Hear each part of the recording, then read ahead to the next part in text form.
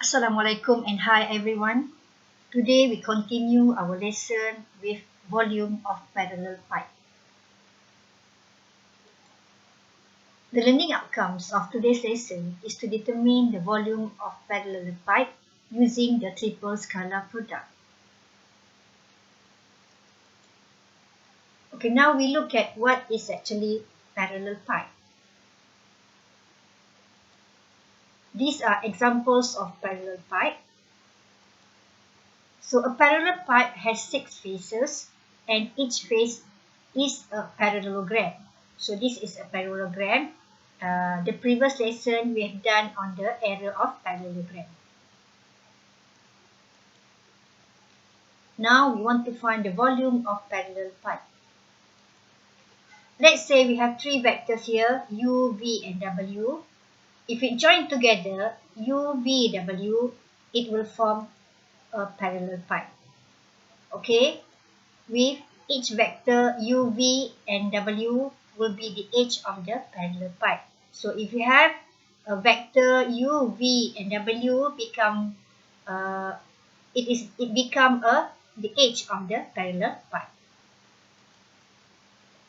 We can find the volume of parallelepiped u, v and w by using the triple scalar product of u and v. So volume of parallelepiped is given as the absolute value for u dot v cross w, whereby u dot v cross w, it is a determinant of 3 by 3 matrix, u1, u2, u3, v1, v2, v3, w1, w2, w3, okay, whereby u dot v cross w, it is called as the triple scalar product of u, v and w. So this is a definition of a triple scalar product of vector u, v and w. So now we look at the procedure how to obtain the volume of parallelepiped. Okay, step 1, we need to determine what are the vector edges of the parallelepiped. So in this case, we assume the edges vector of the parallelepiped is u, v and w. The second step, we are going to calculate the scalar product of u, v and w. So it means we are going to find u dot v cross w, okay, whereby u dot v cross w is equal to determinant of 3 by 3 matrix. This is definition for scalar triple product of u and w. And lastly, we are going to find the volume of parallelepiped, where it is the value, absolute value of this one, of the scalar triple product of u, v and w. It means that if we get u dot v plus u dot v cross w negative, so if we do the absolute value for that, we take the positive one, right? So it is the modulus or the absolute value for u dot v cross w. And therefore, we get the volume of parallelepiped as the absolute value for u dot v cross w. Now we look at the first example. We want to find the volume of parallelepiped, okay, with edges vector a, b and c. So in step 1, okay, we already have the vector edges of the parallelepiped, that is a, b and c. It's already given in the question. Step 2, okay, we find the scalar triple product for a dot b cross c.